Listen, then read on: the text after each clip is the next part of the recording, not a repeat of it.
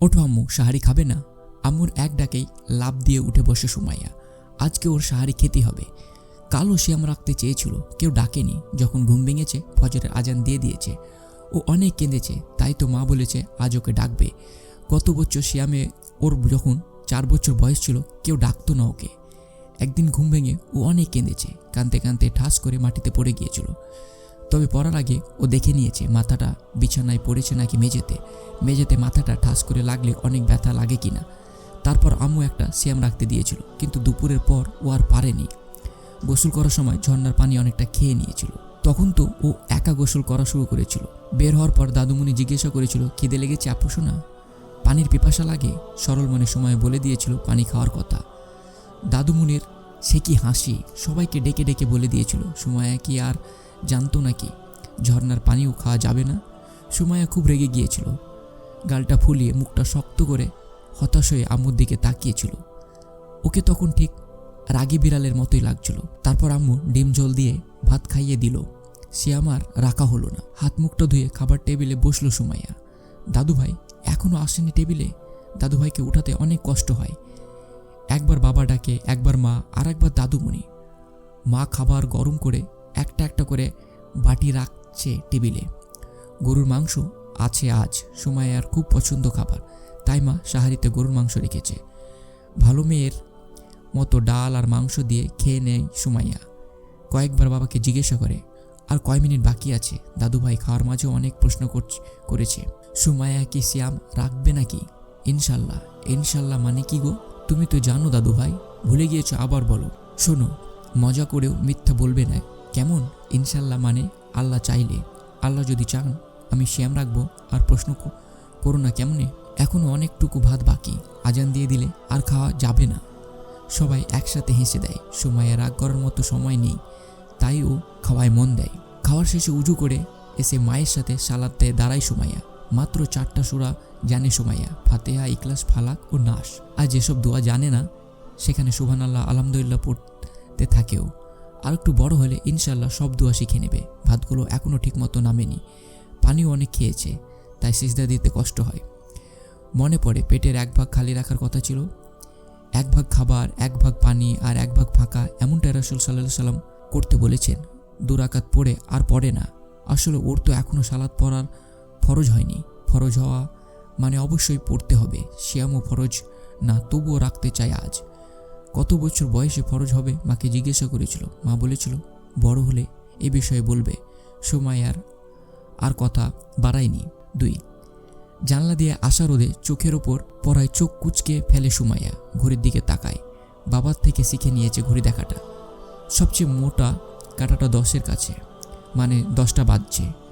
এতক্ষণ ঘুমিয়েছে ও। সব সময় বড় জোর 8টা বাজে।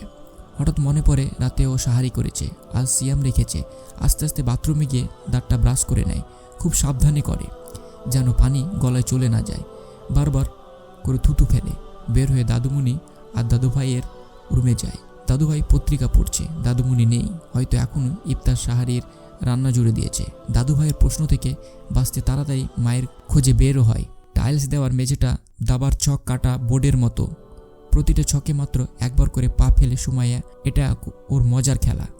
একেবারের বেশি কোনো ছকে পা পড়ে গেলে আবার শুরু করে। মা স্টাডি রুমে বসে ল্যাপটপে লিখছে। স্টাডি রুমটা খুব ছোট। সুমাইয়া আর একটু বড় হলে ওই রুমটা ওর হয়ে যাবে, তাই ওই রুমটা সব কিছু একটু নজরদারি রাখে সুমাইয়া।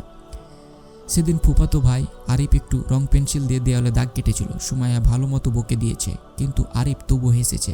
আসলে আরিফ বোধ হয় কিছু বোঝেনি, ওর এখনো 2 বছর হয়নি। মা খটখট করে টাইপ করে যাচ্ছে। সুমাইয়াকে দেখে মিষ্টি একটা হাসি দিল। মায়ের হাসি খুব সুন্দর। সুমাইয়া রেগে থাকলেও মায়ের হাসি দেখলে অল্প হলেও হাসে। ও মায়ের গা ঘেঁষে বসে। খুব সুন্দর গন্ধ মায়ের গায়ে।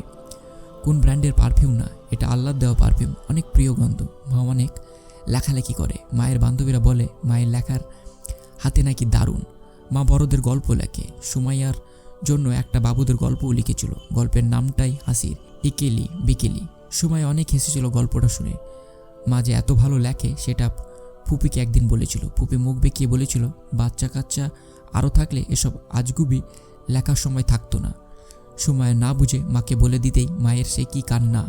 বাবা অফিস থেকে ফেরার পরও মা কেঁদেছে। যদিও ফুপি এসব জানে না। বাবা পরে সুমাইয়াকে বলেছে একজনের কথা আরেকজনকে বলতে নেই, এতে গুনাহ হয়।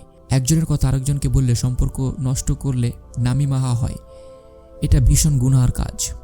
সুমাইয়া এরপর থেকে সব কথা সবাইকে বলে না, শুধু মাথায় গেঁথে রাখে। মাঝে মাঝে কথাগুলো পেটে খুব গুতাগুতি করে, তখন খুব সমস্যা হয়ে যায়। কথা তো আর টয়লেটের সাথে বের করে দেওয়া যায় না। গোসল করার পর একটু ঘুমিয়ে নেয় সুমাইয়া। আজ ঘড়ির কাঁটা কি একটু আস্তে চলছে। অল্প অল্প ক্ষুধা পাচ্ছে সুমাইয়া। দুপুরের মা ওর পাশে একটু বসে শয়, তখন মাকে জড়িয়ে ধরে আস্তে আস্তে ঘুমিয়ে যায় সুমাইয়া। আসরে আজানে ঘুম ভাঙে সুমাইয়ার। ঘুম ভাঙতেই মুখের সামনে রুমকির হাসি মুখ দেখতে পায়। রুমকি ওর পাশের ফ্ল্যাটে থাকে, ওর থেকে একটু ছোট্ট। রুমকি পরে নার্সারিতে, সুমাইয়া কেজিতে। ওরা প্রতি বিকেলে একসাথে খেলে। খেলনা হাড়ি পাতিগুলো নিয়ে দুজনে একসাথে বসে পড়ে মেঝেতে। কিন্তু সুমাইয়া রুমকেশকে সাবধান করে দেয়, আজ কোনোভাবেই ঝগড়া করা যাবে না। শোনো, আমি সিয়ামে আছি, আমরা তো এমনিতে ঝগড়া করি না, আজ আরও সাবধানে থাকতে হবে, বুঝলে? সিয়াম আছে মানে কি? আমার ভাইয়ার বন্ধুর নাম সিয়াম। সিয়াম মানে সিয়াম? মা বলেছে তোমার আম্মু তোমাকে বলেনি? রুমকি চোখ বড় বড় করে দুই দিকে মাথা নাড়ে। আজ একটা নতুন শব্দও শিখলো।